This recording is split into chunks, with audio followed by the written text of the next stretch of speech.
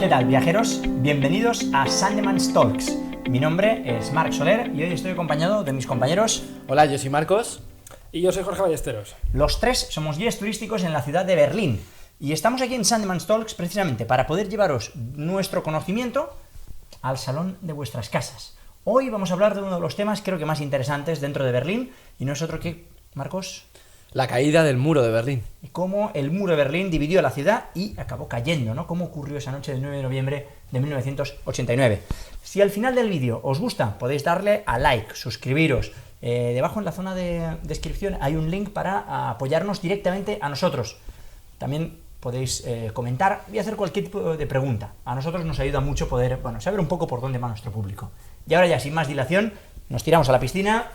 Jorge, introdúcenos un poco en esta historia, Europa, ¿no?, de 1970-80. Para allá.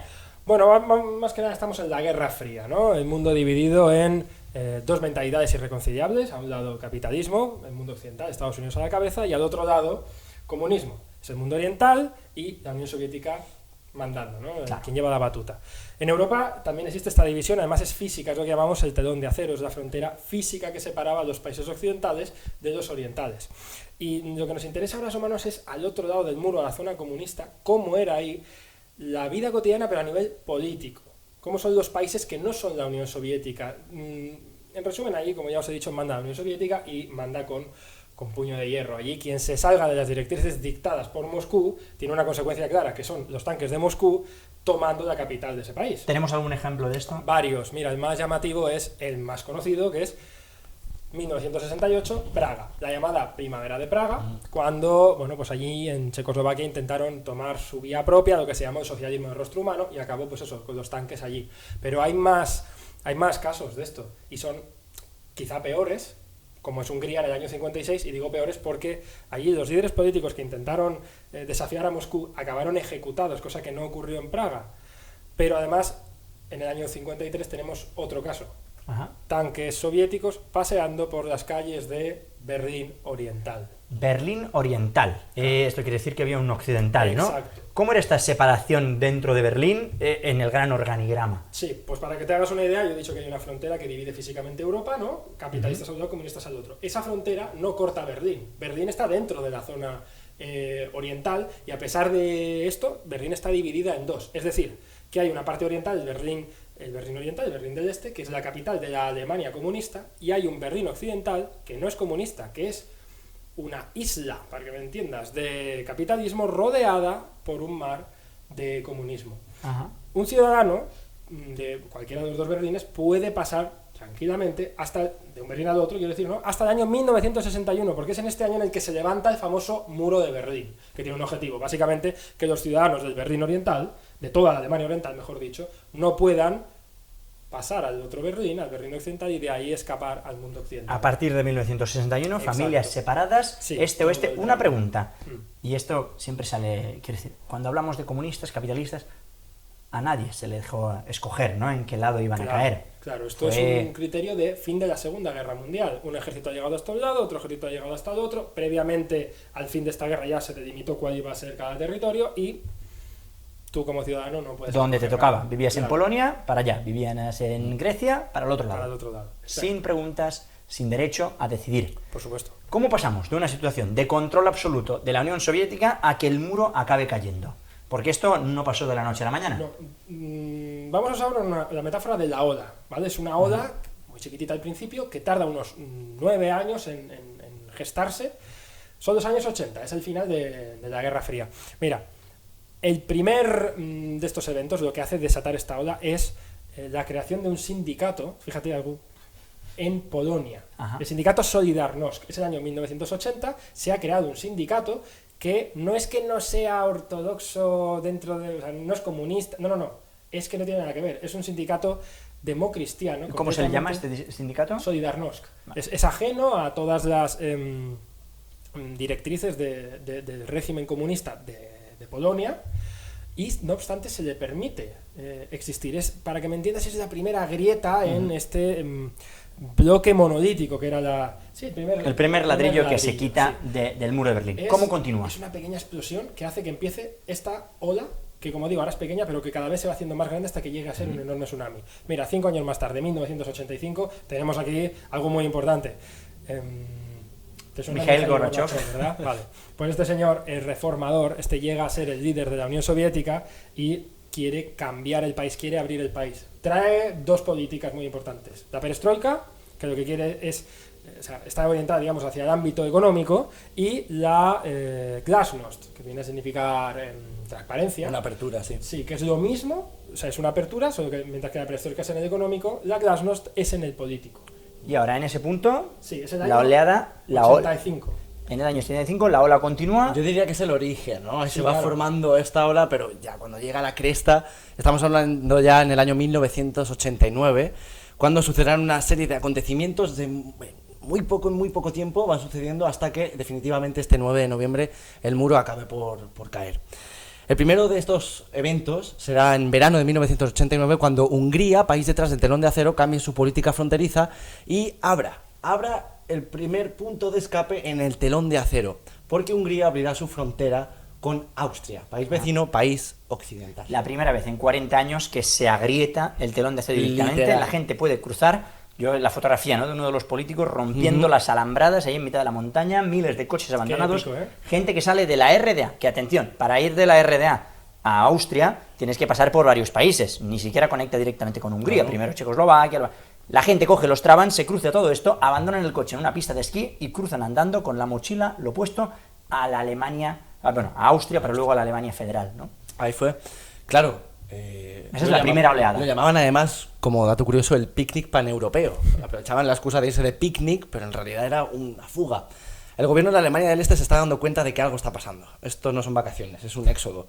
Y tratan de limitar el movimiento hacia Hungría. Claro, aquel que no le ha dado tiempo a escapar a Hungría lo va a intentar en la embajada de la Alemania Occidental en Praga. En el país anterior, Ahí está. Checoslovaquia. Checoslovaquia, sí. Será donde los alemanes del Este literalmente van a asaltar el edificio y alrededor de 4.000 personas estarán durante varios días pidiendo simplemente asilo político. Asilo político que les será concedido al cabo de unos días. Y es que habrá negociaciones para qué vamos a hacer con esta gente, sobre todo por parte del gobierno de la Alemania del Este, intentar hacer sonar cuanto menos posible lo que está pasando. Hay un vídeo impresionante en el Memorial al Muro de Berlín, en la primera planta, un vídeo de 2 minutos en el cual se ve estas imágenes, ¿no? Una noche a oscuras, la cámara está grabando la fachada del edificio, una luz se enciende en el balcón del primer piso, sale un señor y dice: Estamos aquí para confirmaros que vuestra solicitud de asilo ha sido aprobada. y antes de que acabe la frase, la gente ya está saltando de alegría, se escuchan los gritos. La cámara solo graba oscuridad y esa pequeña ventana, pero escuchas los vítores, la gente llorando de alegría y se te ponen los pelos de punta. Te hace sentir totalmente, ¿no? Estar en el momento. Efectivamente. Esa gente lo ha conseguido. Pero esto no se queda aquí, ¿no? Poco No, no, a poco la cosa llega más lejos. Cada vez más grande. Claro, son los primeros que han conseguido salir con cierto permiso por parte del gobierno de la Alemania del Este, pero el gobierno de la República Democrática Alemana no se va a dar por vencido. Y su líder, Heinrich Honecker, a los pocos días, de hecho a la semana, y un 7 de octubre de 1989, celebrarán el 40 aniversario de la República Democrática. ¿Quién les iba a decir que sería el último aniversario que iban a celebrar? Pero igualmente lo van a hacer. Y esto a mí siempre te choca, ¿no? La situación. El país se está cayendo a trozos. La gente se está largando del país. Muchos tienen algún primo, algún familiar. Hospitales están algunos teniendo que cerrar alguna planta porque ya no les quedan enfermeras. Se han marchado todas. Y este señor, en lugar de aceptar la situación, decir: oye, me estoy dando cuenta de lo que ocurre, todo lo contrario, ejemplo de fuerza, desfile militar, 40 años celebrando que estamos mejor que nunca, cuando realmente estamos peor que nunca. Y es que de hecho la otra cara de esa moneda es la población por las calles de Berlín marchando en una contramarcha, ¿no? El mismo día del desfile. El mismo día, reivindicando que no es eso la realidad que se vive en las calles de la Alemania del Este. Claro, el gobierno no lo va a permitir y a base de represión va a tapar esta contramanifestación. Es entonces cuando el ambiente se empieza a calentar cada vez más. Es decir, esta hora de la que estábamos hablando está creciendo cada vez más y más y más, como la espuma básicamente. Y llegará el tiempo de las reformas, sobre todo a partir de un hecho clave. Honecker, el que fue líder, renunciará a su cargo. se da cuenta de la situación en la que está y decide abandonar el poder. Será entonces cuando llegue Egon Krenz. Egon Krenz, como nuevo líder, claro, aplicando estas nuevas políticas, va a aflojar el yugo que no le permitía a los alemanes irse con tanta facilidad. Habrá un consejo de ministros, claro, habrá que escribir estas nuevas políticas. Y luego habrá una rueda de prensa. Se convocará esa rueda de prensa un 9 de noviembre de 1989. Claro, ahí es donde tendrán que comentar a la población cómo van a permitirles salir, pero más bien dicho... ¿Quién lo va a explicar esto? Eso será Günter Schabowski, Ajá. el portavoz del partido que gobernaba por aquel entonces. Claro, él va a dar unas normas que la población quiere escuchar, pero por otro lado, en realidad, lo que va a hacer es intentar especificar cómo van a superar esa ola de la que estábamos hablando. Está tirando balones fuera. Efectivamente. Está alargando, esto pasará dentro de 6 meses, dentro de 7 meses. Esa era la idea. Pero yo tengo entendido que en alguna de las preguntas el señor se pone en apuros y ¿qué va a ocurrir? El mayor de los errores que cometió este señor, y En su vida. un error que ha cambiado la historia no solamente de este país, me atrevo a decir, sino del mundo entero. Dentro de esa rueda de prensa caerá la pregunta: ¿cuándo van a entrar en vigor estas medidas para que los alemanes del este se puedan mover con más libertad? El señor Schabowski nunca estuvo presente en este Consejo de Ministros, era únicamente el portavoz. Debido a la tensión del momento, y vete tú a saber qué le pasaría por la cabeza, el señor Schabowski, entre sus papeles, lee 2 palabras: ab sofort. De inmediato. De inmediato la historia cambió. Aquel que lo estaba escuchando, imaginaos, radio por televisión, estaba descubriendo en ese momento que la frontera estaba abierta, que no necesitaba ningún permiso para salir del bloque del este. Miles, bueno, empezaron por unos 10, 20, 30, centenares de personas, se acercaron por aquel entonces a los puntos fronterizos, ¿no?, los famosos checkpoints, para que les dejaran pasar. Pero se encontraron una sorpresa, y es que los guardias fronterizos que durante tanto tiempo habían defendido esa frontera no sabían qué estaba pasando, porque ellos no sabían del error que se había cometido por Nadie televisión. les había dado el aviso de que la gente iba a salir. Nadie. ¿Y qué van a hacer? Claro, en aquel momento echar a la gente atrás. Aquel que se veía un Insistía poco más, mucho. más agresivo, sí, insistía, se dejaba pasar, pero con una condición: que su pasaporte fuera sellado por la foto. Automáticamente, y sin que la persona lo supiera, su nacionalidad quedaba totalmente invalidada. Es decir, si te vas de la República Democrática Alemana, es para no volver. Sí. Será como un traidor, ¿no? Para Así siempre. querían dejar, efectivamente.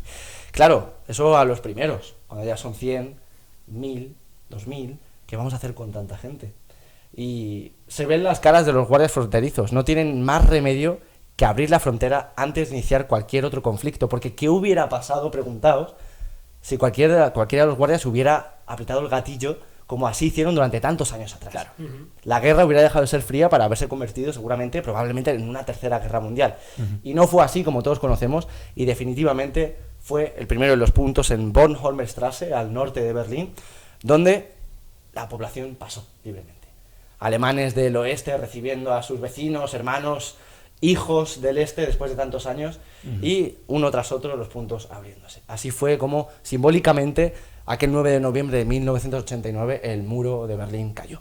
La imagen de los guardas cuando se abre la puerta, mirándose despistados entre ellos, no sabiendo qué están haciendo, dónde van, dónde va el futuro de este país, es surrealista. Es un trauma que la sociedad alemana todavía está viviendo. 2 países separados durante 40 años y ahora juntos.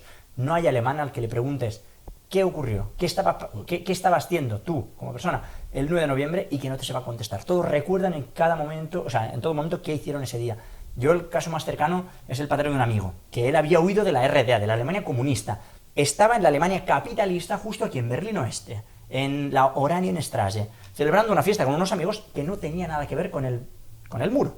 Él no sabía que ese 9 de noviembre iba a caer el muro. Están tomándose una cerveza, tranquilamente, y de golpe se abre la puerta del piso y entra un amigo suyo de la infancia, que hacía más de 10 años que no veía. Imaginaos, un amigo que estaba al otro lado del muro, que pensaba que jamás volvería a ver.